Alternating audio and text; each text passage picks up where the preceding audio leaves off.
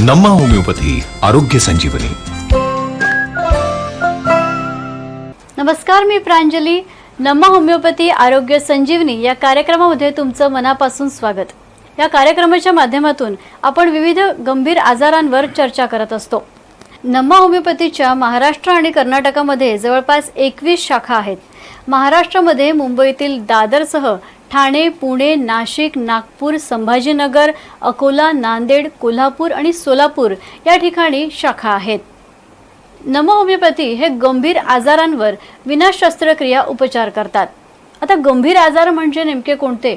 तर त्यामध्ये varicose veins, arthritis, vitiligo, asthma, diabetes, autism यासारख्या आजारांचा समावेश आहे. तुम्हाला जर ही कोणती लक्षणं दिसत आहेत, तुम्हाला जर अशा कोणत्या गंभीर आजाराने ग्रासलं असेल तर तुम्ही स्क्रीनवर दिलेल्या नंबरवर त्वरित कॉन्टॅक्ट करून अपॉइंटमेंट बुक करू शकता. आजचा आपला विषय आहे आर्थरायटिस आणि यावर मार्गदर्शन करण्यासाठी आपल्यासोबत आहे डॉक्टर पवन चौबे सर. डॉक्टर पवन सर हे गेल्या 5 ते 6 वर्षांपासून नम्मा होमिओपॅथीमध्ये सिनियर कन्सल्टंट म्हणून कार्यरत आहेत. डॉक्टर, तुमचं या कार्यक्रमात मनापासून स्वागत.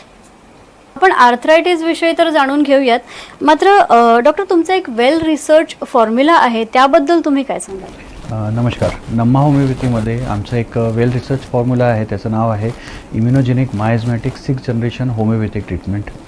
आता immunogenic miasmatic 6th generation homeopathic ट्रीटमेंटला आपण एक्सप्लेन केलं तर इम्युनोजेनिक म्हणजे इम्युनिटी वाढवणारं किंवा असे रोग जे इम्युनिटी ज्यांच्यामुळे जे आपल्या शरीरात इम्युनिटी कमी झाल्यामुळे आपल्या शरीरात येतात.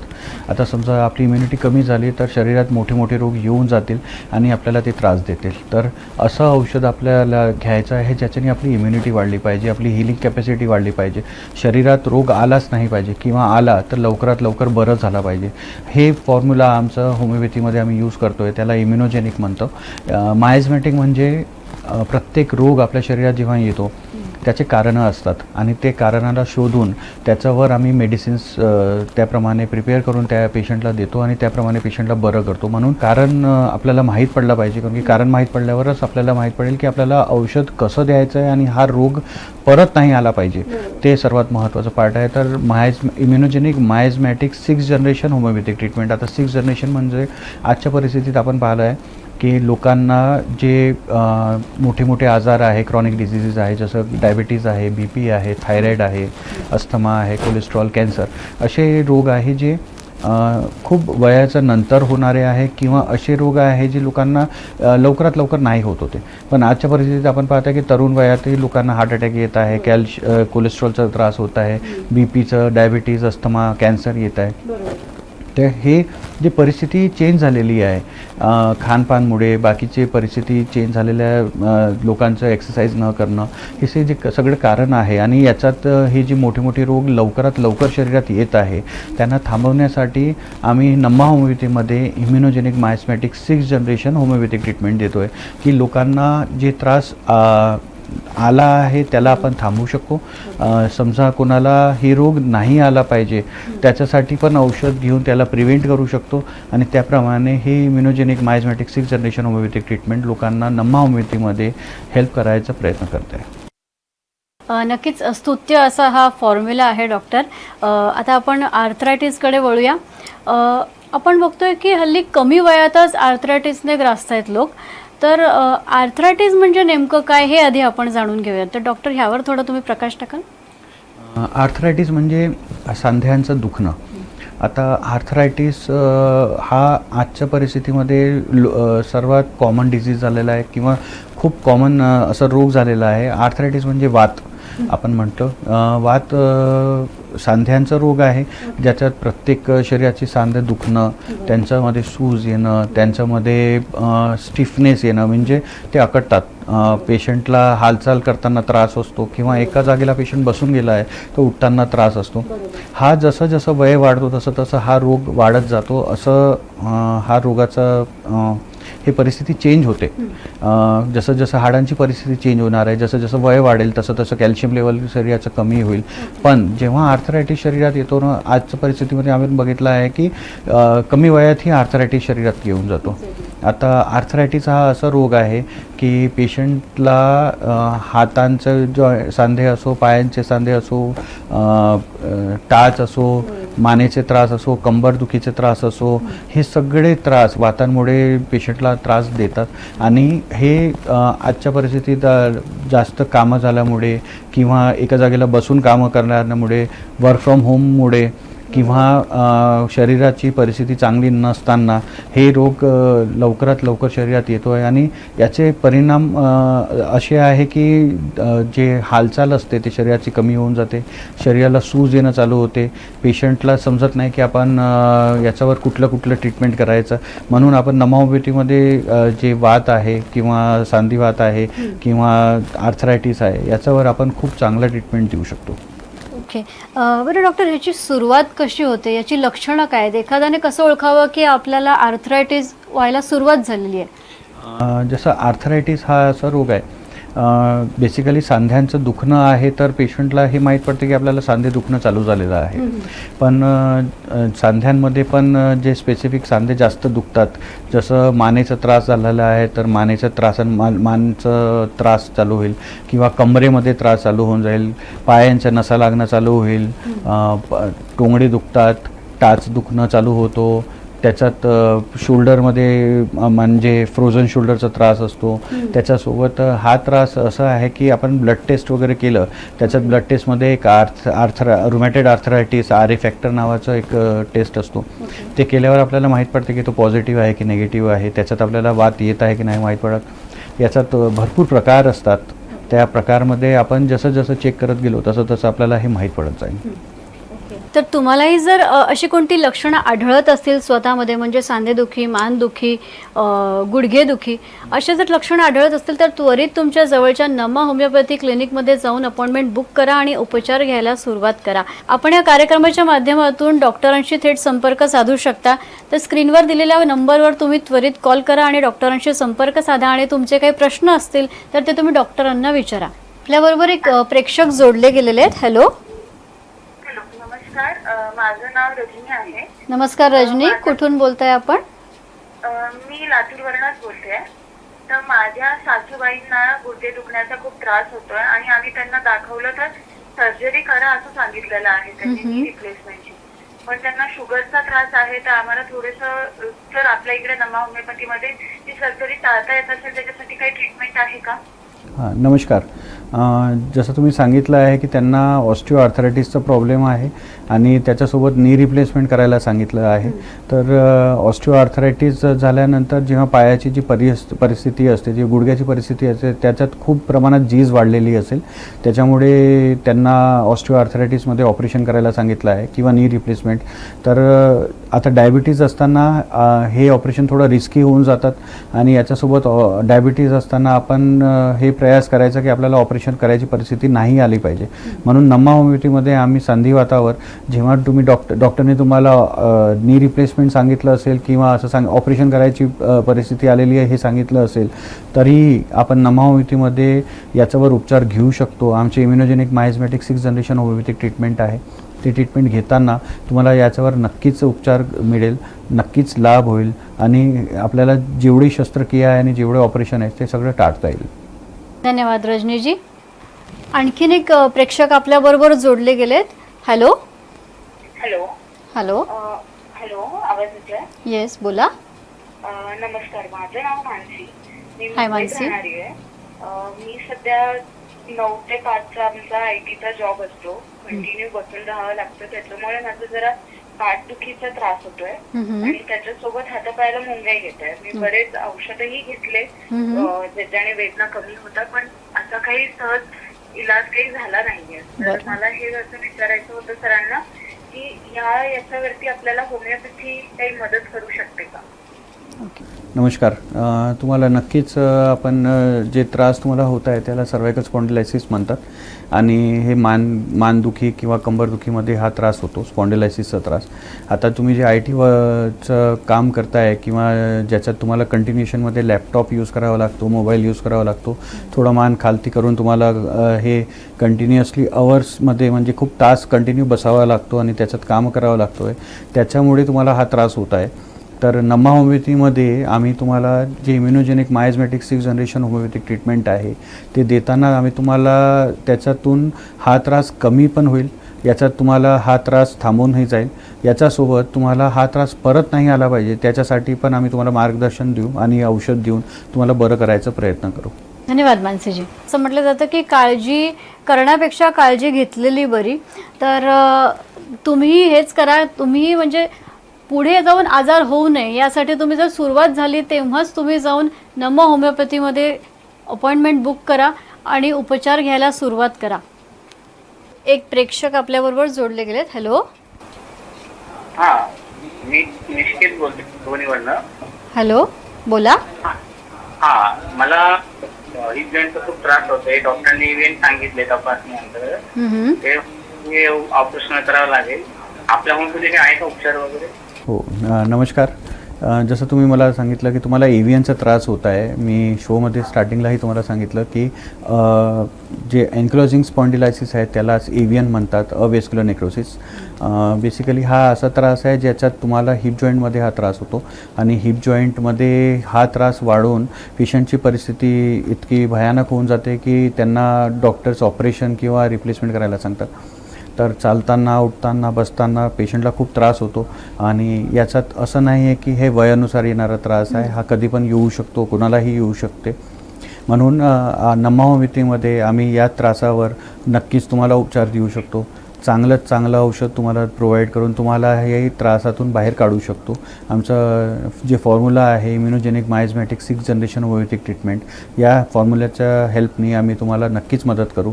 तर तुम्हाला हे त्रास आहे त्याच्यासाठी तुम्ही नक्कीच आपल्या जवळच्या नम्मा होमिओपॅथीमध्ये जाऊन व्हिजिट करा आणि त्याचा उपचाराचा लाभ घ्या. ओके. धन्यवाद. धन्यवाद जी. माझं नाव आविद्या तांगडे. नम्मा होमिओपॅथिकमध्ये मी आले होते आणि त्याच्यामध्ये सुप्रिया मॅडमने मला मार्गदर्शन केलं वातीबद्दल. 2 ते 3 वर्षासाठी त्यांची ट्रीटमेंट घेतली आणि त्यांनी गोळ्या दिल्यानंतर मला बरं वाटलं आणि 90 ते 100% मला बरं वाटलं त्यांच्या गोळ्यामुळं आणि मी त्यांचे आभार, सुप्रिया मॅडमचे आभार मानते. नमस्कार, मी दयानंद भारसकर, राहणार घुटी.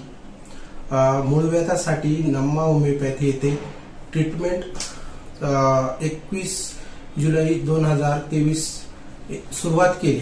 सुरुवातीला खूप असा भयंकर त्रास होता, पण नम्मा होमिओपॅथीमध्ये ट्रीटमेंट चालू केली. डॉक्टर्स प्रीतीताई ठाकरे यांच्या मार्गदर्शनाखाली उपचार चालू केले आणि 4 महिन्यानंतर खूप असा फरक जाणवला आणि नम्मा होमिओपॅथीचे शतशः आभार आणि डॉक्टर प्रीतीताई ठाकरे यांचे पण आभार.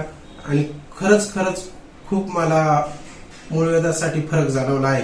धन्यवाद. आर्थरायटिसवर आपली चर्चा अशीच सुरू राहणार आहे, मात्र आता वेळ झाली एका छोट्याशा ब्रेकची आणि ब्रेकनंतर आपण पुन्हा भेटूया आणि पुन्हा आर्थरायटिसवर चर्चा करूयात. ब्रेकनंतर तुमचं पुन्हा एकदा स्वागत. नम्मा होमिओपॅथी आरोग्य संजीवनी या कार्यक्रमामध्ये आपण आर्थरायटिस या विषयावर आज आपण चर्चा करतो आहोत आणि आपल्यासोबत आहेत डॉक्टर पवन चौबे सर. नमस्कार सर. डॉक्टर, यामध्ये काही टाईप्स असतात का? आर्थरायटिसमध्ये भरपूर टाईप आहे, 100पेक्षा जास्त टाईप असतात, पण जे कॉमन टाईप्स आहे मी तेवढं तुम्हाला एक्सप्लेन करून देतो. जसं रुमॅटॉइड आर्थरायटिस एक आमवाद नावाचा त्रास आहे. शरीरात आम म्हणजे शरीराचं पित्त वाढवण्यानंतर शरीरातलं परिस्थिती चेंज होते. याच्यासोबत आमवाद असा वाद आहे जे शरीराचं प्रत्येक सांध्यांमध्ये दुखणं, त्याच्यात सूज येणं, त्याच्यात चालताना, उठताना, बसताना त्रास होणं, हे त्रास देणारा त्रास आहे तो. आणि एक आमवाद पेशंटला चालू झाला तर असं असतो की ते एक तर ब्लड टेस्ट केल्यानंतर तो त्याचा फॅक्टर माहीत पडते, तर त्याच्यात आमवाद आहे की नाही आहे ते माहीत पडेल. त्याच्यासोबत आमवाद एकदा वाढलं तर हातांची बोटं पायांचे बोटांमध्ये थोडंही वेदर चेंज झालं, थंड झालं किंवा एका जागेला खूप काम करताय, लिहिताना वगैरे, बसताना, कम्प्युटरचे काम करताना, मोबाईल यूज करताना पेशंटचे हात वगैरे आखडून जातात. आता वातमध्ये सर्वात जास्त त्रास दुखण्याचा तर असतोच, पण त्याच्यासोबत अकडण्याचा त्रास खूप जास्त असतो आणि त्याच्यामुळे पेशंटला आमवाद ज्यांना आमवाद होतो त्यांना शरीराचा प्रत्येक सांधे दुखणं चालू होऊन जातात. याच्यासोबत एक दुसरा वाद असतो, तो सांधीवाद असतो. सांधीवाद म्हणजे सांध्यांचा वाद, असा वाद जे मोठे मोठे सांधे जे दुखतात, सर्वात जास्त गुडघ्यांचा त्रास असतो, त्याला आपण ऑस्टिओआर्थरायटिसही म्हणतो. ऑस्टिओआर्थरायटिस म्हणजे जेव्हा सांध्यांमध्ये दुखणं चालू होतो आणि त्यांच्यात जीज चालू होते, ते एकदा जीज चालू झाले की सांध्यांमध्ये जे लिक्विड असतो तो कमी होणं चालू होतो. हा वयानुसार येणारा त्रास आहे. आधीच्या परिस्थितीमध्ये 60च्या नंतर आणि 50च्या नंतर हा त्रास यायचा, पण आजच्या परिस्थितीमध्ये 32, 34 किंवा 40च्या वयात लोकांना हा त्रास जाणवतो आहे, कारण की त्यांची रेग्युलर ॲक्टिव्हिटीज कमी झालेली आहे, एक्सरसाइज कमी झालेली आहे. जेव्हा हे जीज वाढते तेव्हा सांध्यांमध्ये एवढं दुखणं चालू होऊन जातो की पेशंट अक्षरशः एका जागेला बसून ट्रॅव्हलिंगसुद्धा दुसऱ्या सिटीपर्यंत ट्रॅव्हलिंग नाही करू शकत आहे किंवा एक स्टेअर्स चढताना किंवा पायऱ्या चढताना त्यांना त्रास होतो आहे, चढताना उतरताना त्रास होतो आहे. पेशंटला सूज, गुडघ्यांवर सूज खूप जास्त प्रमाणात येत आहे. हे त्रास संधिवातमध्ये होतो. एक प्रकार अजून असतो, त्याला आपण गावठी आर्थरायटिस म्हणतो किंवा गाऊट म्हणतो, त्याला मराठीमध्ये रक्तवात म्हणतो.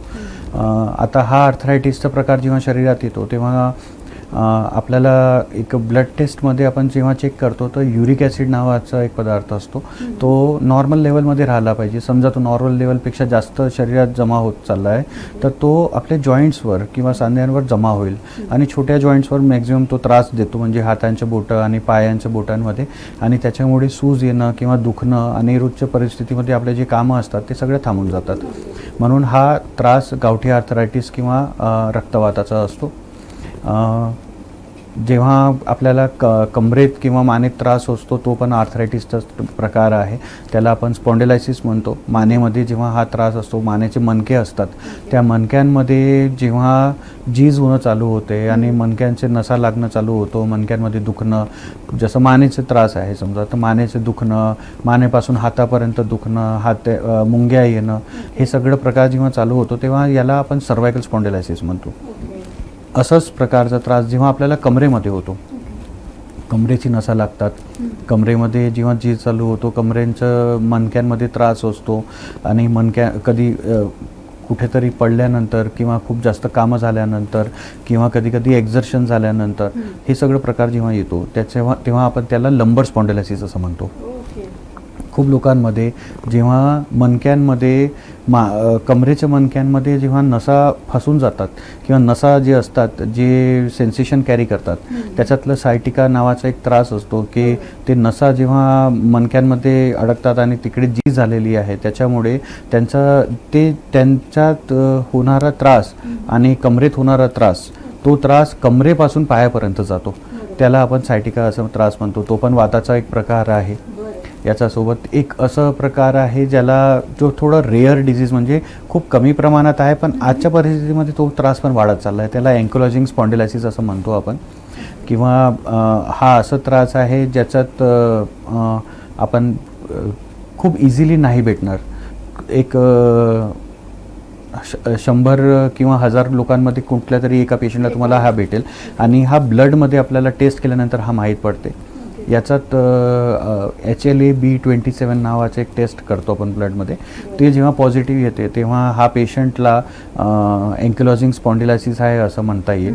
आणि या अँकिलोजिंग स्पॉन्डिलायसिसमध्ये असं असतो की जे आपलं हिप जॉईंट असतात, कमरेचा जे जॉईंट असतो त्या जॉईंटमध्ये जे बोन्स असतात ते हॉलो होतात, म्हणजे जे हाडं असतात त्यांच्यामध्ये जीज चालू होते आणि ते वीक होतात आणि हळूहळू अशी परिस्थिती होऊन जाते की ते समजा त्याच्यावर आपण उपचार नाही करता ते तुटू शकतात. आणि समजा ते तुटले तर त्याच्यानंतर खूप लोकांना हिप रिप्लेसमेंट असं ऑपरेशन किंवा शस्त्रक्रिया करायला सांगतात.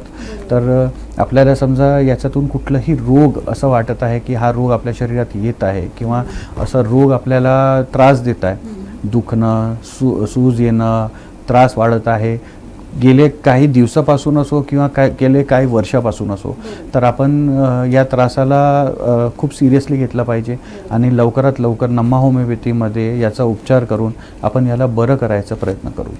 नक्कीच डॉक्टर.